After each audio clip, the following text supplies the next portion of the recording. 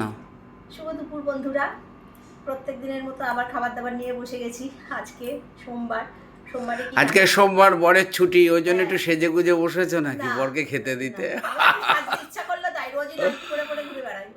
আমার আজকে সাজতে ইচ্ছা করলো, কোথাও তো যাই না, ঘরেই একটু সেজে বসি। যাই হোক, একটু বেশি কথা বলা হয়ে যাচ্ছে, আসল কথা বাদ দিই। আর আজকে দুপুরের মেনুটা বন্ধুদের সাথে আমি একটু শেয়ার করে নিই। এই যে ভাত, একদম গরম গরম ভাত আছে, এই ভাতটা একটু বেড়ে নিয়েছি। আজকে দুজনে খাবো, মেয়ে বাড়ি নেই, মেয়ে কলেজে, দুজনে খাবো। আর এখানে আছে পটল ভাজা করে নিয়েছি।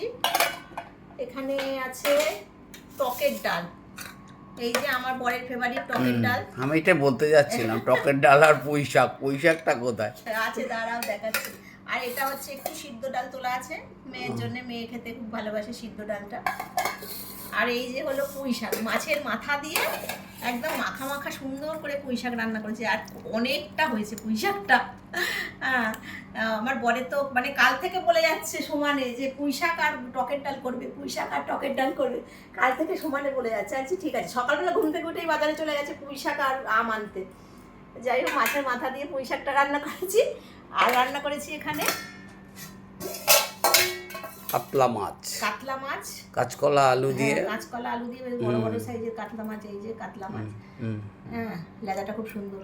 আমি খাবো তাহলে লেজাটা, বলো। লেজা খেতে ভালোবাসে। আর কাঁচকলা দিয়ে আলু দিয়ে এই যে বেশ সুন্দর করে পাতলা পাতলা বেশ ঝোল করেছি।